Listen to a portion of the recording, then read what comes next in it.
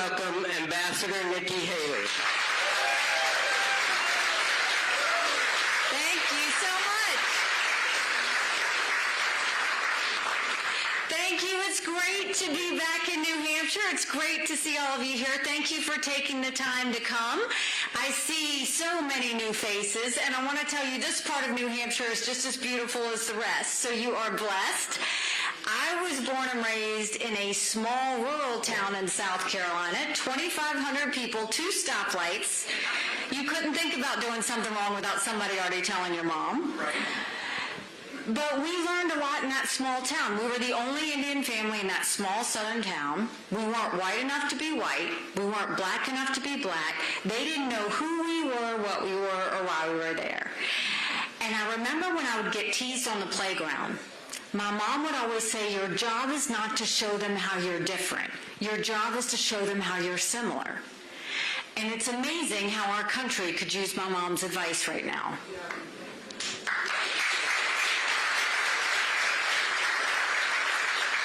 My mom started a business out of the living room of our home. 30 plus years later, it was a successful company. I started doing the books for the family business when I was 13. It wasn't until I got to college that I realized that was child labor. I went on to, I don't even want to say this, I feel so bad. I went on to Clemson University, and if you watched the game last night, my heart is still broken from our loss to Duke. But go Tigers, next week it'll be better. And graduated with a degree in accounting. So like many of the fellas, they are lawyers. I am an accountant. Accountants are problem solvers. And then I went and worked for a company, and then I came back home to the family business. And one day I was sitting with my mom, telling her how hard it was to make $1 and how easy it was for government to take it. And my mom said, quit complaining about it, do something about it. I truly did not know you weren't supposed to run against a 30-year incumbent in a primary. Ignorance is bliss. Once I realized he was related to half the district, the only option was to win. So I went around the district and said, we have way too many lawyers at the State House. I think they need a really good accountant. And they took a chance on me, and we won. When I got to the State House, we got to work. But in South Carolina, they passed most everything by voice vote. All in favor, say aye. All opposed, nay. The ayes have it. But one day they decided to pass a bill that would give legislators a pay raise. All in favor, say aye. All opposed, silence. The ayes have it. Yet to this day, you can't find anyone that says they voted themselves a pay raise. And I was furious because we had a Republican House, a Republican Senate, and a Republican governor. And I filed a bill that said anything important enough to be debated on the floor of the House or the Senate is important enough for people to know how their legislators voted. And the Speaker told me, put the bill away. We don't need to have it. We will decide what the public needs to see and what they don't. And so I went around the state and told everyone, did you know of all the bills passed in the House, only 8% were on the record? Of all the bills passed in the Senate, only 1% was on the record? So if you didn't know how your House member voted 92% of the time, if you didn't know how your senator voted 99% of the time, how did you know who to vote for when you went to the polls? And the people of South Carolina were shocked. To put it in perspective, my first year in office, I was chairman of the freshman class, second year majority whip, third year on a powerful business committee, fourth year I was subcommittee chair of banking. The year that I wouldn't put the bill away, they stripped me of everything. I could take the well, no one would hear me speak. I could file a bill, no one would co-sponsor. So I ran for governor. And I'm proud to say one of the first bills we signed into law is now in South Carolina. Everything debated on the floor of the House or the Senate requires a legislative vote on the record, and we took it a step further and we did it on every section of the budget as well. And when I was doing the bill signing, as you heard, I love music, so we blasted throughout the State House, Pat Benatar's Hit Me With Your Best Shot. When I became governor, South Carolina was hurting. We had double-digit unemployment. We had thousands of people on welfare. And South Carolina was the butt of the jokes. And so we got to work. We went and we focused on making sure our agencies, we redid all of our agencies, we pulled all the bureaucracy down, we told them if they were costing a person or a business time, they were costing them money, and that was no longer acceptable. And then we started bringing in businesses and recruiting. By the time I left, we were building planes with Boeing. We were building more BMWs than any place in the world. We brought in Mercedes-Benz. We brought in Volvo, 5 international tire companies. They were referring to us as the beast of the Southeast, which I love. We moved our unemployment from 11% down to 4%. We announced jobs in every county in the state. And we said, if you have to show picture ID to buy Sudafed, if you've got to show picture ID to get on a plane, you should have to show a picture ID to protect the integrity of the election process. And we passed voter ID in South Carolina.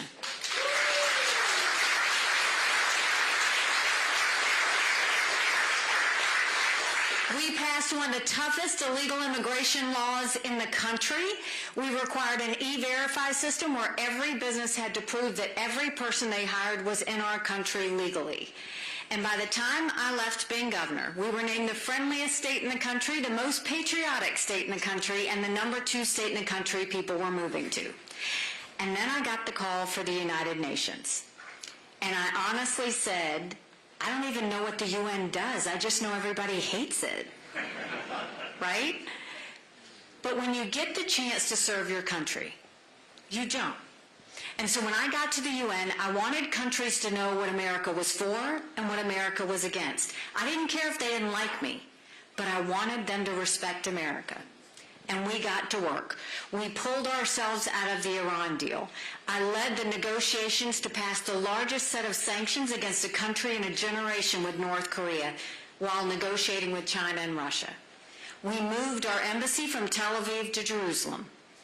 And during that move, the entire world condemned us. And I was proud to issue one of the first U.S. vetoes in years. But I was mad because we have the right to put our embassy anywhere we want. We always put it in the capital of every country. Jerusalem is the capital of Israel. We were acknowledging a truth. But I went to my office and I told my staff, I said, I want you to put a book together. The first column, I want you to list all 193 countries that belong to the UN. I want the second column to be the percentage of times they voted with the U.S. and against the U.S. And I want the third column to be how much foreign aid we give them. I took that book and I gave it to President Trump. He lost his mind. He's flipping pages, he's yelling out countries. And I said, look, I'm not saying that you give foreign aid based on a percentage vote at the UN. But that should be one of the things we look at. Stop trying to buy friends. Stop paying off enemies. Do you know last year we gave $50 billion in foreign aid? You know who we gave it to? Pakistan, that harbored terrorists that tried to kill our soldiers. Iraq, that has Iranian influence that says death to America. Zimbabwe, the most anti-American African country there is. We gave money to Belarus, who's holding hands with Russia as they invade Ukraine. We gave money to communist Cuba, who we named a state sponsor of terrorism, who is now putting a spy center up with China. And the biggest kick in the gut, we gave money to China. How embarrassing do we look? How weak do we look? When I am president, we will no longer give money to countries that hate America. We have to know what is in our best interests.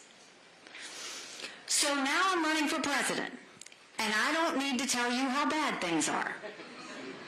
You don't have to turn on the news to see it.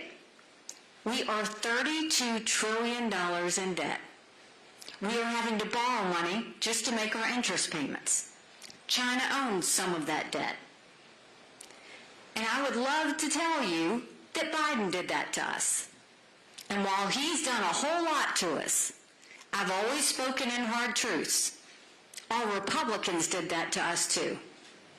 You go back and look at that $2.2 trillion COVID stimulus bill that they passed with no accountability.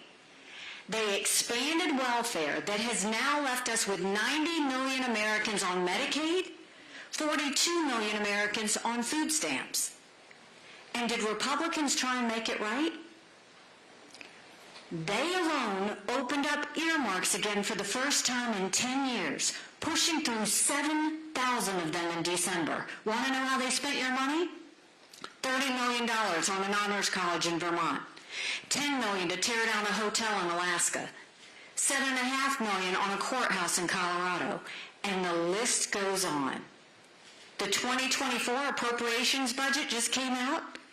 Republicans have $7.4 billion worth of earmarks and port projects in there. Democrats have $2.8 billion. You tell me who the big spenders are.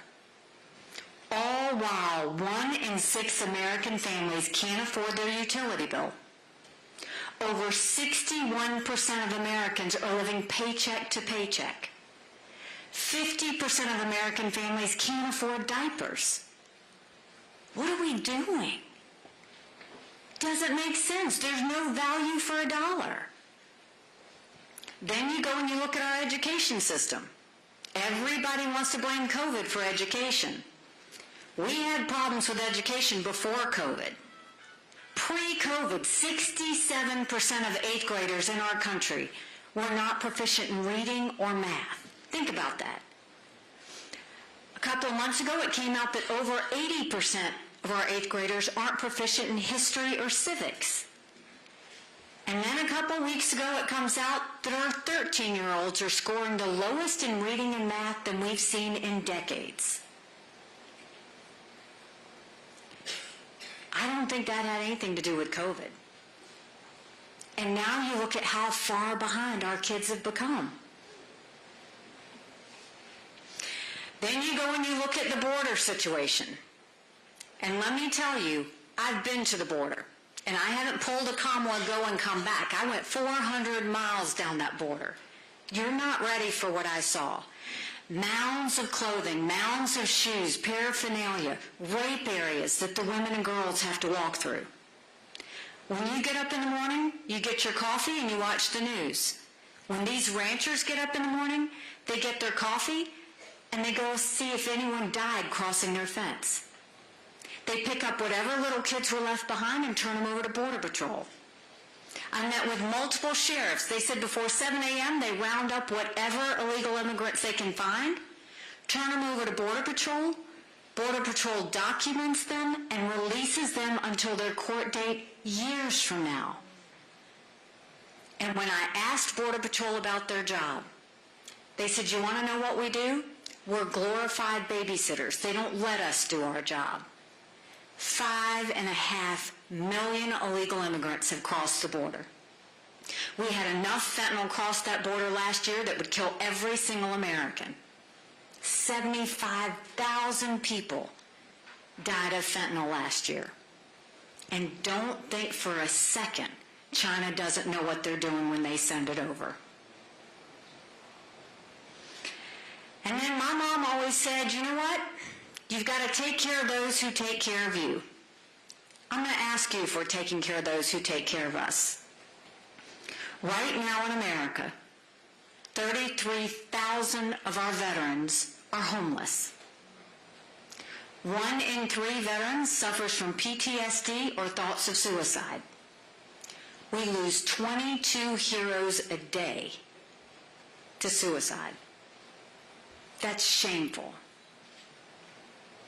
So that's a lot of bad, right? It's hard to find anything good there. And Congress is supposed to be doing this for you, right? What has Congress done for you lately? I can tell you what we need to do with Congress. I think it's time that we have term limits in America and make sure that they...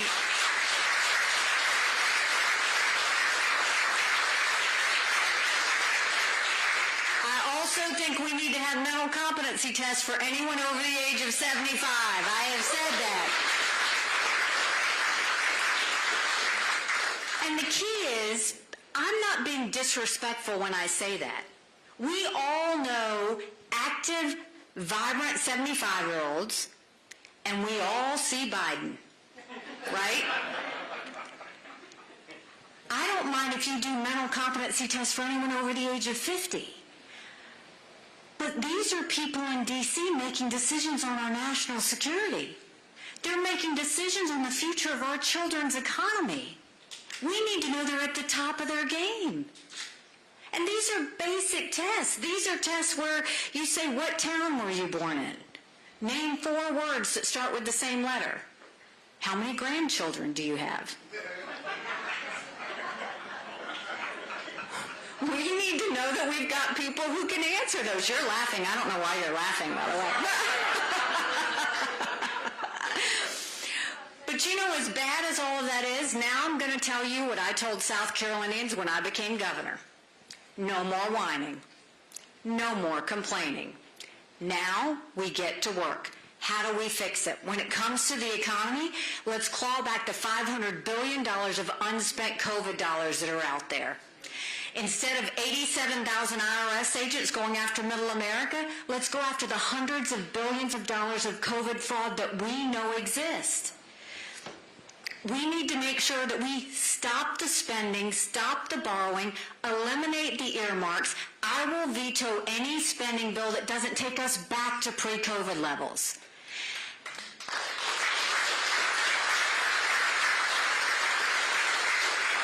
And then as a governor, I know the importance of doing this. We will move so many of those programs in the federal government down to the states where you can empower the people. You will dramatically reduce the size of the federal government, and you will empower people on the ground. That's how you go and take care of things. There's too much of a distance between the federal government and you. I'm tired of working for government. Government was intended to secure the rights and freedoms of the people. It was never meant to be all things to all people. We'll get our economy back on track.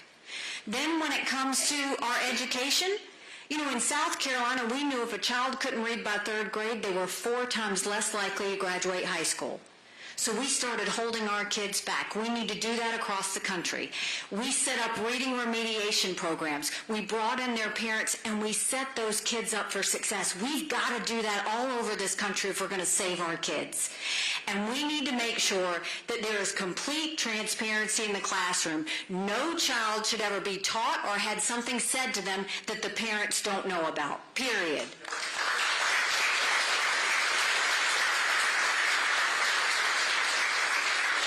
Parents should be able to decide where their kids go to school. We have one job. We know how to do it. Every child deserves a good education. No child should be dictated based on where they're born and raised. And then let's build things in America again. Let's put vocational classes back in our high schools and teach our kids to build the things that we want to make. I did that in South Carolina. We had apprenticeships all over our state. Our kids learned how to build those planes and cars and tires. That's the way we will get them back on track. And then when it comes to the border, we'll do across this country what I did in South Carolina. We'll do a mandatory E-Verify program. We will make sure we defund sanctuary cities once and for all.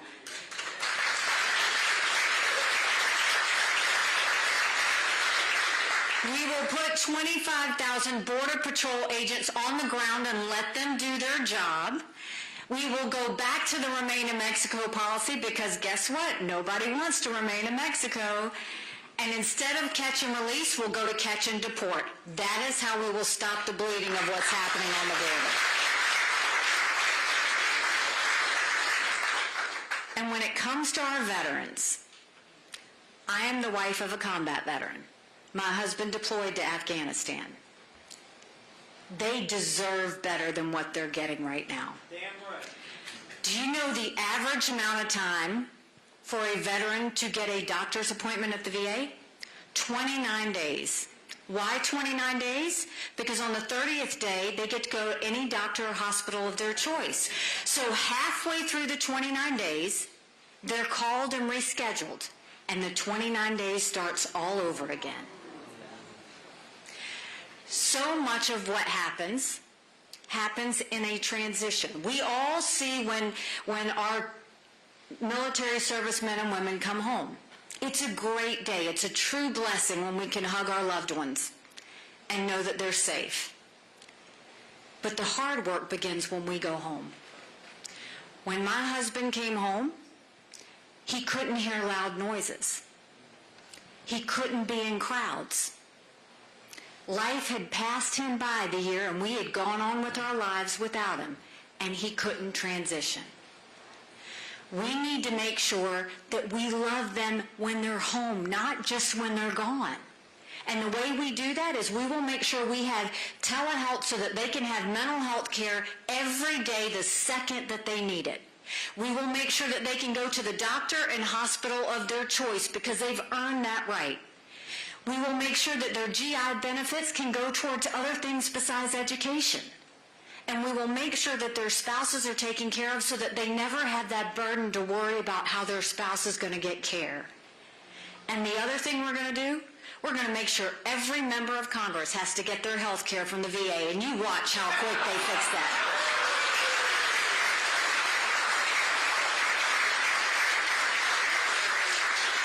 It'll be the best health care in the country. But we owe that to our veterans. So those are the domestic issues. Now let's talk about national security. It's a mess. Did you ever think we'd look at the sky and see a Chinese spy balloon looking back at us? It was a national embarrassment. You've got Russia invading Ukraine, you've got Iran building a bomb, you've got North Korea testing ballistic missiles, you've got China on the march. But make no mistake, none of that would have happened had we not had that debacle in Afghanistan. The idea that my husband and his military brothers and sisters who served had to sit there and watch the U.S. leave Bagram Air Force Base in the middle of the night without telling our allies who stood shoulder to shoulder with us for decades because we asked them to be there. Think about what that told our friends. More importantly, think about what that told our enemies. Now you go and you look at the situation and you can't be that surprised. But let's not forget, the biggest threat that faces us is China. China has been planning war with us for years, and that's not being dramatic. Look at what they're doing now. They are already in this country. They've bought 400,000 acres of U.S. soil, most recently near Grand Forks Air Force Base, where our most sensitive drone technology is.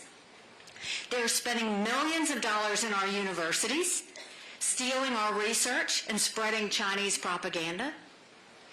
Chinese front companies are lobbying our members of Congress on behalf of the Chinese Communist Party. You've had more fentanyl cross the border than what we lost in the Iraq, Vietnam, and Afghanistan wars combined. Then you look at the technology that they're getting. We know there is certain technology that builds up China's military and threatens America. Yet the Biden administration approved 70% of it last year. And then you look at the military. China has been building their military and modernizing it so that it can take over. They now have the largest naval fleet in the world. They have 350 ships. They're going to have 400 ships in 2 years. We won't even have 350 ships in 2 decades. They're doing nuclear. They're doing artificial intelligence. They're doing space. They have developed hypersonic missiles. We've barely gotten started. They are now the biggest developer of neurostrike weapons. Those are engineered to change brain activity, to disable military commanders and segments of the population. They're now putting a spy center just off the coast of Florida and Cuba. And you wait, Chinese military are going to show up there soon. We need to wake up to what they're doing. So the way I'll fix it, first of all, no more selling U.S. soil to China, and we take back what they've already taken from us.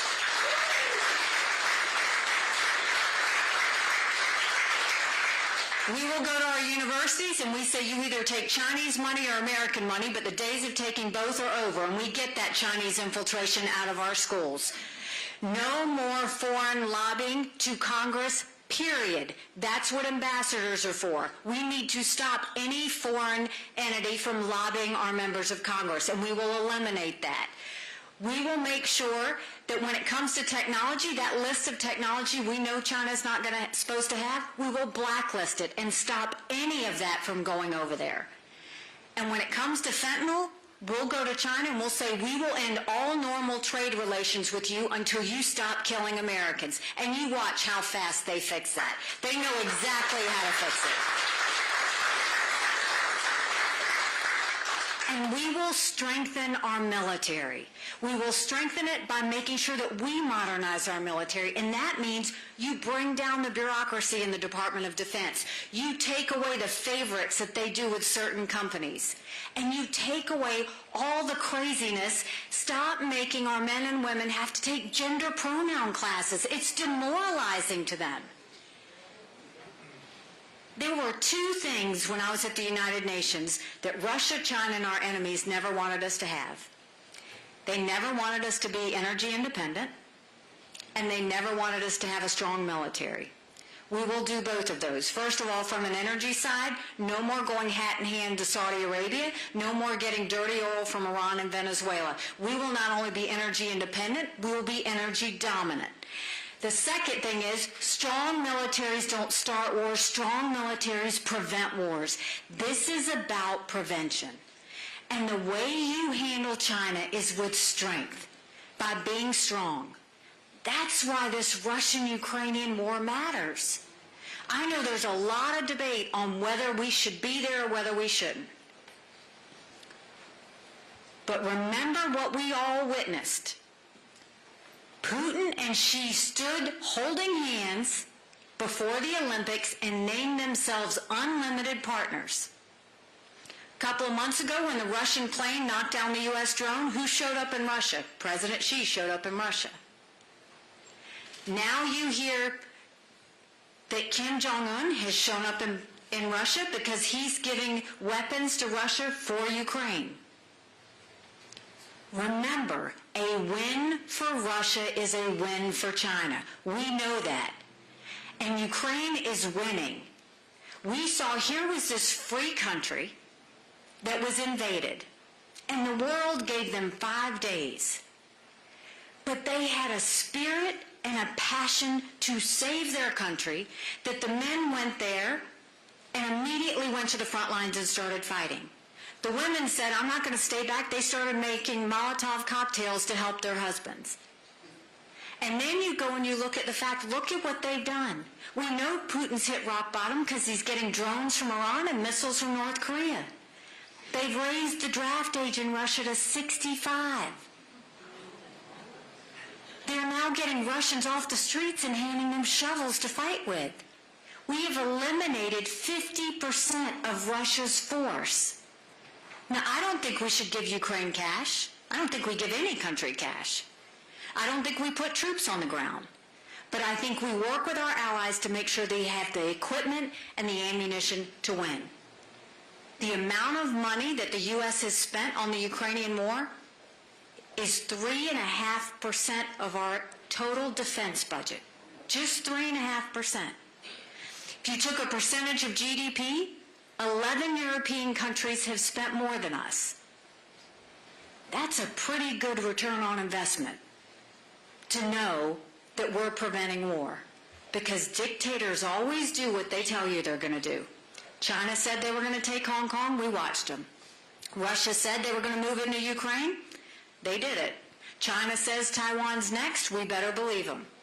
Russia said once they've taken Ukraine, Poland and the Baltics are next. Those are NATO countries. That puts us at war. We are trying to prevent war. And if we prevent war, and if Ukraine wins, that sends the best message to China about taking Taiwan. It sends a message to North Korea about testing ballistic missiles. It sends a message to Iran about building a bomb. But if Ukraine loses, it's all going to start happening. And then we're really talking about troops on the ground and money involved and all of that. So let's just finish it before all that starts. That's the reason national security matters. And we have to have a strong America. You can't appease dictators. You can't be friendly with them. Because when their lips are moving, they're lying to you. And if you don't get that, you're being naive. So we have the solutions on what we need to do to get America back on track. But the first thing we're going to have to tackle is this national self-loathing that has taken over our country. The idea that they say America's bad or rotten or racist. I was elected the first female minority governor in the country. America's not racist, we're blessed. Our kids need to know to love America. They need to be saying the Pledge of Allegiance when they start school every day. You know, a couple of months ago, I dropped my husband off at 4 a.m. for another year-long deployment. And I watched him and 230 soldiers pick up their 2 duffel bags of belongings to go to a country they'd never been, all in the name of protecting America. If they're willing to sacrifice their lives and their families because they still believe in this amazing experiment that is America, so if they're willing to fight for her there, shouldn't we be willing to fight for America here? We have a country to save. But in order to do that, we've got to accept some hard truths. Republicans have lost the last 7 out of 8 popular votes for president. That's nothing to be proud of. We should want to win the majority of Americans. Our solutions are the right ones. But you don't do it by pushing people away. You do it by opening the tent. We need more people in. We need young people. We need women. We need African Americans. We need Asians. We need Hispanics. And you don't go to them and say, you should be with us. You go to them and say, what do you care about? Guess what? They all care about their kids' education. They all care about having opportunities for their kids than what they had. They all want a safe America that's strong abroad. So we could do this. But in order to really take America back, it's going to take a lot of courage. Courage from every single person in this room. Courage for me to run. And courage for every one of you to know, don't complain about what happens in a general election if you don't play in this primary. It matters. It matters. Someone asked me why I was running. And I said, my parents came here 50 years ago to an America that was strong and proud and full of opportunities. I want them to know that country again. I'm doing this for my husband, Michael, and his military brothers and sisters. They need to know their sacrifice matters, that we do love our country. I'm doing this for my daughter who just got married, and I saw how hard it was for her and her husband to buy a home. And I'm doing this for my son, who's a senior in college this year, and I am tired of watching him write papers of things he doesn't believe in just to get an A. That's not us. That's not our country. And for the first time, 78% of Americans don't think their kids are going to live as good of a life as we did. We can't be okay with that. I'm not okay with that. We have a country to save. But if you will join me, if you're willing to get into this fight, I promise you, our best days are still to come. Thank you so much. God bless you. I appreciate it. Thank you. Thank you. Thank you very much. Thank you.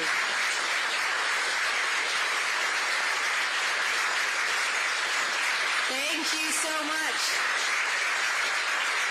And y'all have been so gracious to sit and listen to me. So now we will turn the tables on you. We will open the floor for questions. There is nothing I won't answer. You may not like my answer, but there is nothing I won't answer.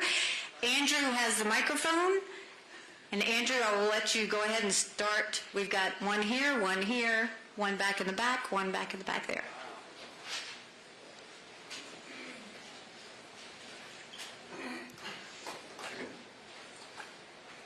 Hi.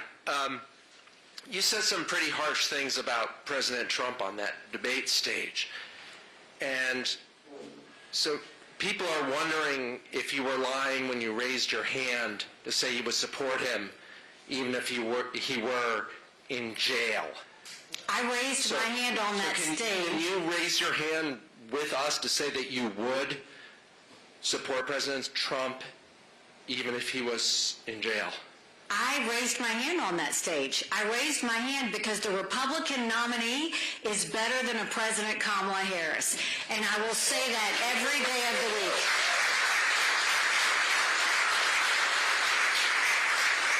But let me say something past that. Because I don't say harsh things out of being personal. I'm not that type of person. I speak hard truths. So I had a great working relationship with President Trump. We did a lot of great work in terms of foreign policy.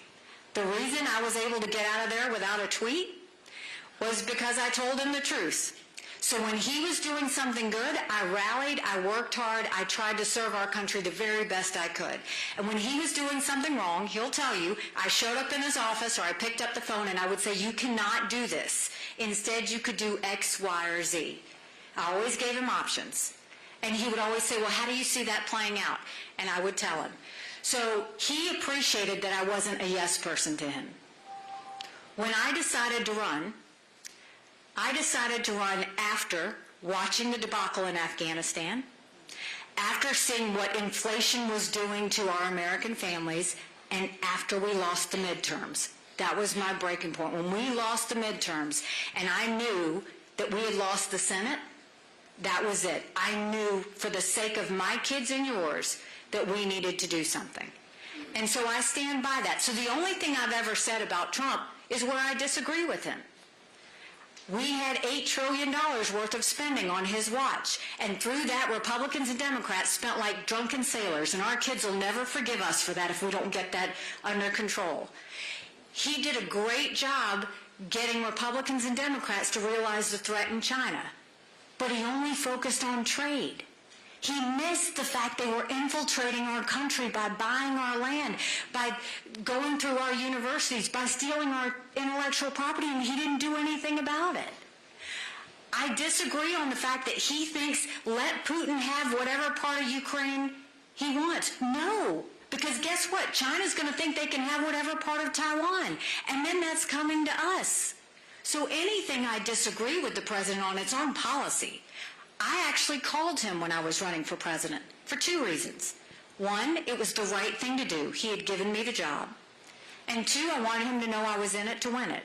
I told him that we needed a new generational leader, that we needed to leave the negativity and the baggage of the past, and we needed to move forward in our country. And I stand by that. And so while I think he was the right president at the right time, and I support many of his policies, I think it's time for our country to move forward because we can't continue to be living in the past.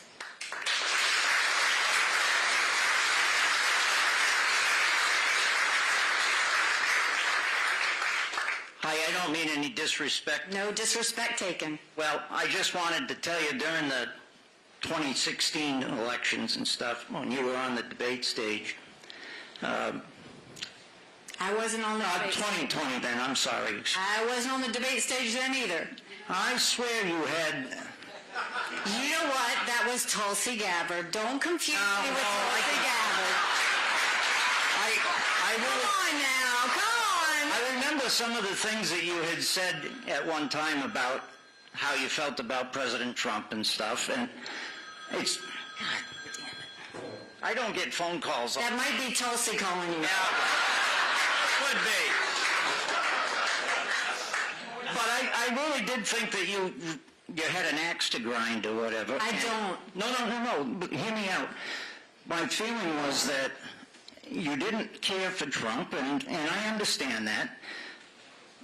But you know, he did a lot of good things for a guy that had nothing but opposition against him. I was amazed at how many things he actually got done. I would really like to tell you that I've got nothing but the most utmost respect for you after watching that debate the other night. And you can't tell me you weren't on that debate stage. Yeah, I did have a beer that night, but it wasn't enough to take my memory away. I would really like to see you be able to succeed. I don't have a problem with a woman going into the White House. I think we probably would get a lot more accomplished, and I would like to see maybe if you considered somebody like Kristi Noem or the governor of Iowa as one of your cabinet or a vice president, because I think an awful lot could get accomplished. Thank you. I think that means you're a fan of women. I'm just going to go there.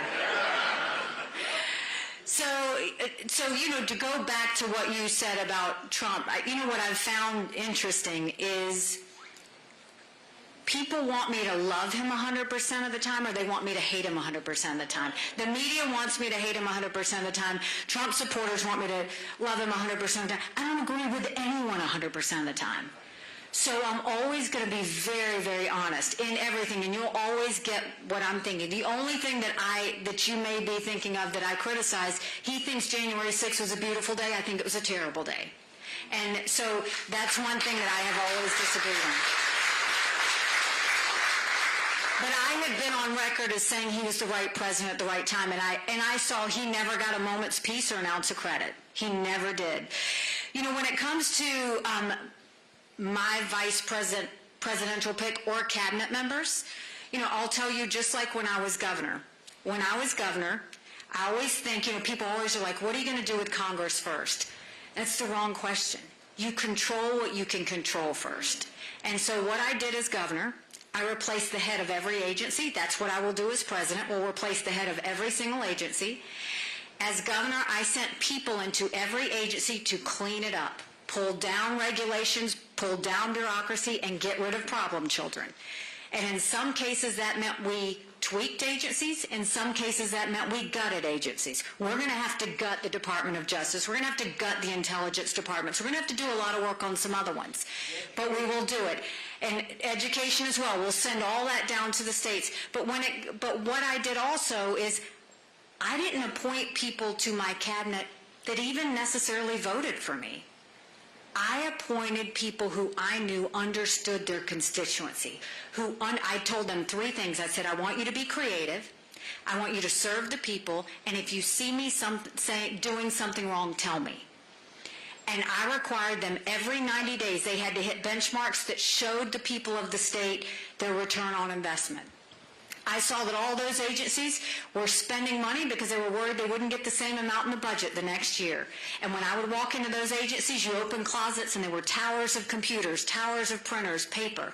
And so what I did was I put all their spending online, and I incentivized them to start giving money back to the taxpayers. And then they actually started to compete.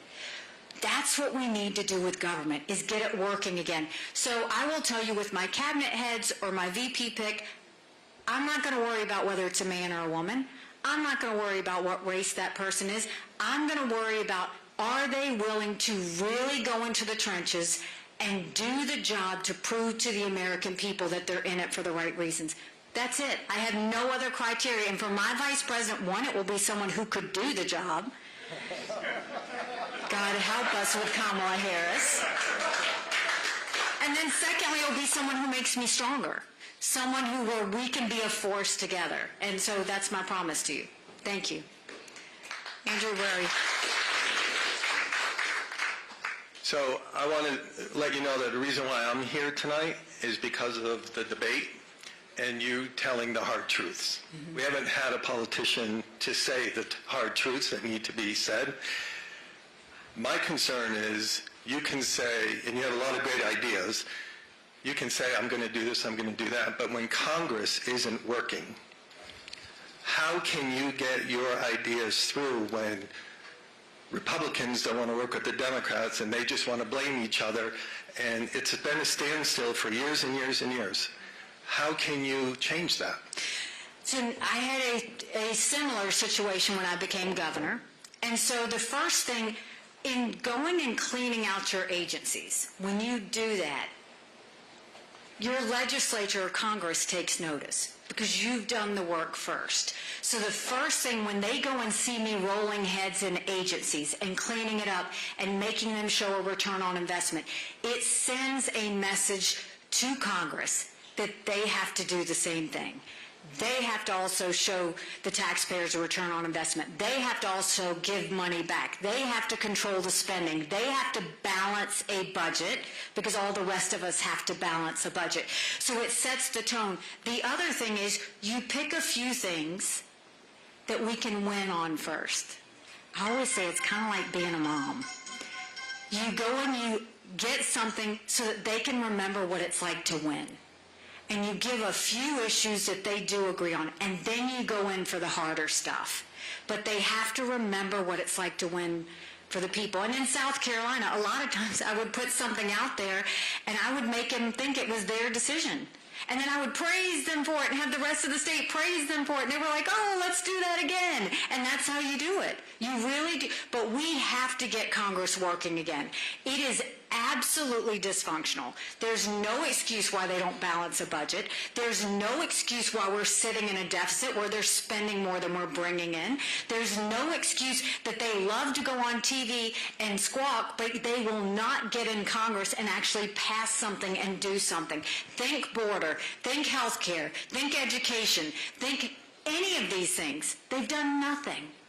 And so we will put the pressure from the outside in and remind them to get to work. And when you have a working president that's working hard, but more than that, understands bureaucracy, they'll get to work quick. You know, when I was at the United Nations, it was my first week, and there was a lot going on. So think of drinking from a fire hydrant. And somebody at the U.S. mission at the United Nations got on the phone with the press and told them what I was going to be doing. It was none of it was anything I was going to be doing. And I got so upset, and I told my team, I said, find out who that is, and I want them fired. You're never going to guess who it was. John Kerry's sister. I kid you not. She worked at the U.S. mission at the United Nations. And I said, I don't care if it's John Kerry's sister. Get rid of her. And they said, you can't. We've got her for 6 more months. And I said, you get her key pass and you get her computer, and I will pay her to sit home for 6 months. And we paid her to sit home for 6 months. And guess what? It sent a message to every other person in the U.S. mission at the United Nations that we weren't going to put up with that. And that was all we needed. You have to set the tone. You have to let them know you're going to hold people accountable, and you're going to make examples of people if you have to. And that's what I'll do as president. Thank you.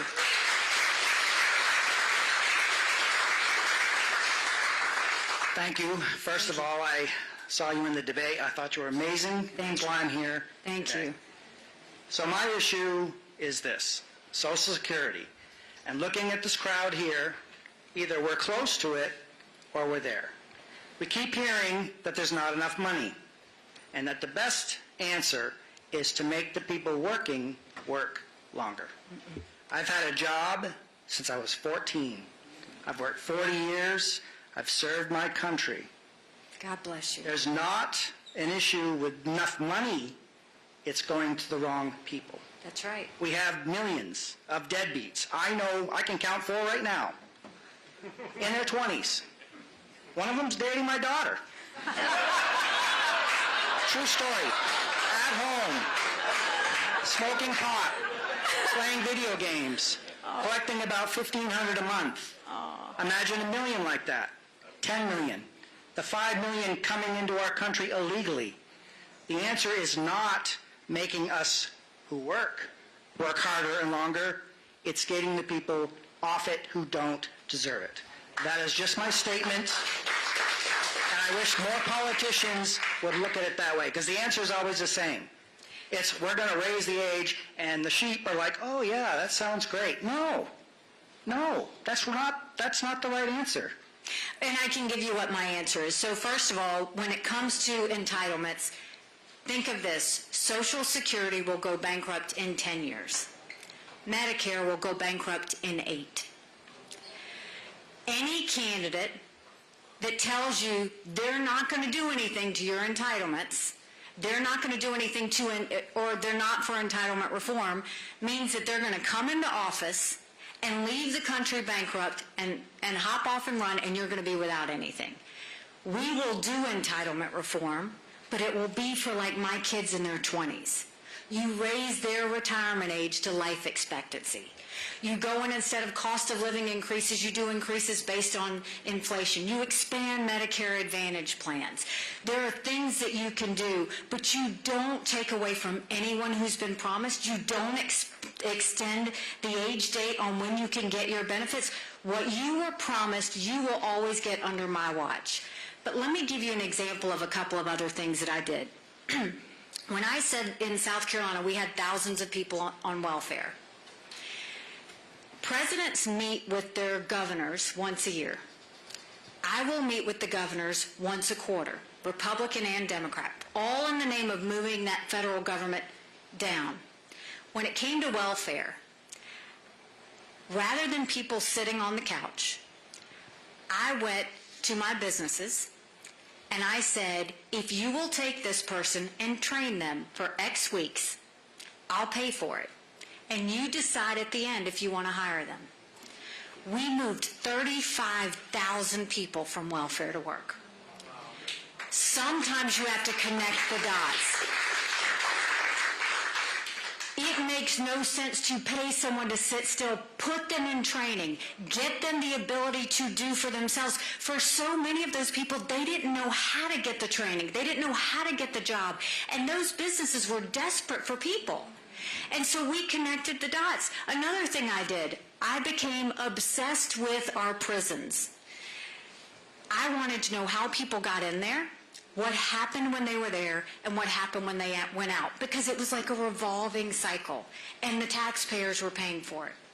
So what I did is I went in, we started giving them computer classes. We did family planning. We taught them how to build a resume. But I put equipment behind the fence, and we started teaching them skills. Now in South Carolina, when an inmate leaves the fence, they've got a job to go to the next day. South Carolina has the lowest recidivism rate in the country.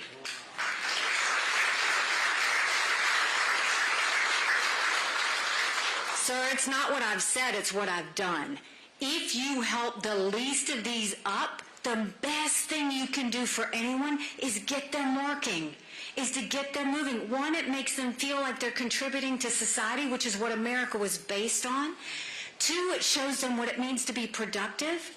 But three, the most important, it breaks that generational cycle of kids seeing their parents sit on the couch. It's magic. Does it take a lot of work? Yes, it took a lot of work. Did it take a lot of effort? Yes. But do you know the taxpayer dollars we saved? But more than that, the lives we saved in the process? That's what we've got to do in our country. Every state in the country should be doing what I did. And I'm going to tell every one of them, Republican and Democrat, because guess what? That saves us all more money. And that makes us better. Where are you, Andrew? Thank you. As an accounting professor, I'm very happy to see what you're doing with your education. We're not as boring as they say. No, we are not as boring as they say we are. I was at an opening game at my university for the women's soccer team. And I turned around and I saw a woman wearing a T-shirt that said, "Save Women's Sports." Would you please address that? My daughter ran track in high school. I played tennis. In what world do we get our girls used to biological boys in their locker room? You can't. You can't do that to them. The idea of biological boys and girls sports, I have said, I will continue to say, it is one of the biggest issues of our time.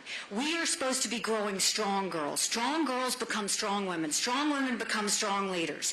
But you don't do that by putting biological boys in their locker rooms. You don't do that by having biological boys play sports where they have been training all their life for that moment. And then do you know Johns Hopkins just came out with the definition of a woman? You know what they said? A non-man. Ladies, that should offend every one of you. You don't get to erase us because we don't go away that easy. So, look, I am going to fight against that every day of the week because we need to focus on what really matters. Last year, a third of our teenage girls seriously contemplated suicide.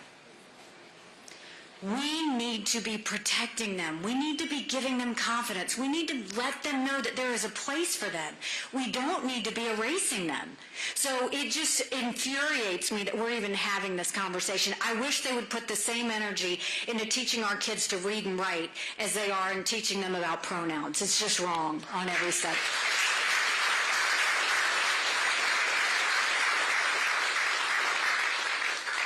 This is time for our last question. Oh, make it a good one. Well, you've already kind of addressed it in a couple of the other answers, but I think it's so important, and I haven't heard enough of this in your campaign, so I'll ask it again. So, as the chief executive of this behemoth, mammoth, federal bureaucracy and administrative state, what challenges or problems do you anticipate, and what do you plan to do about it, and how does your experience as governor, which you started to talk about, how does that really show us that you will be able to succeed at that? It's so challenging, and how does that translate to the federal? Well, it's not just about the policies, but how do you actually execute? It's a big question, but the answer is simple, right? First, all of you should remember, America has an amazing ability to self-correct. We've seen it happen many times. Sometimes you have to hit rock bottom to know where up is. We're there. Now we just have to get to work and do it. I have been a two-term governor that took a double-digit unemployment state and turned it into an economic powerhouse. I was at the United Nations. I didn't negotiate with one country, I negotiated with 193. I know what it's like to negotiate with China, Russia, deal with Iran and North Korea. This is a time where you need a president that can go and deal with both, that knows what the states are going through, that know what the enemies of our country are trying to do to us, but someone who's led something. That's the biggest thing, is you've got to have somebody who's led something. And we will not waste any time in doing that. I went through a myriad of solutions on different issues. But the biggest thing we have to do is we've got to get this primary right. Joe Biden's strategist, last week it was in the press, his strategist said, the only person we're worried about coming through that Republican primary is Nikki Haley. Because he knows I'll stomp him.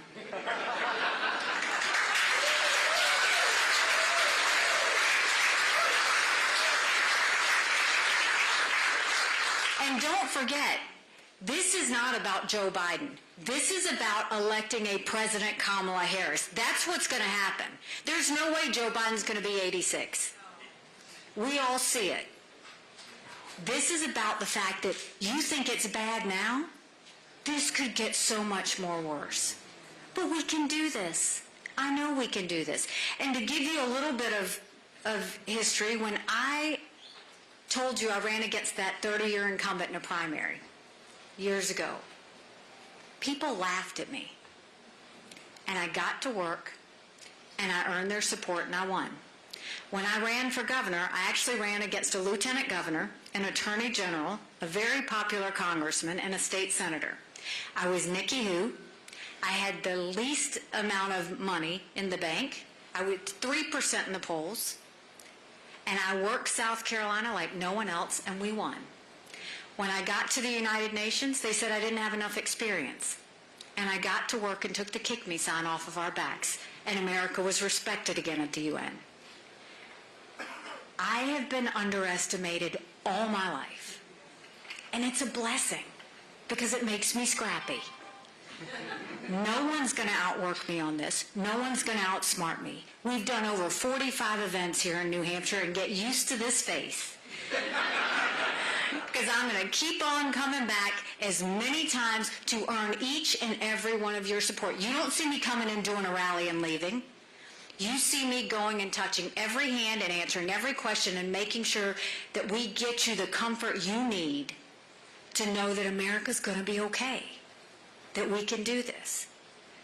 But I will tell you, if you've liked what I've had to say today, go tell 10 people.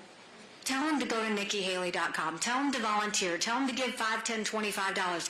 Tell them to become part of what we're getting ready to do to take America back. And if you don't like what I've had to say today, shh. Just don't say anything and don't tell anyone you were here. God bless you. Thank you so much.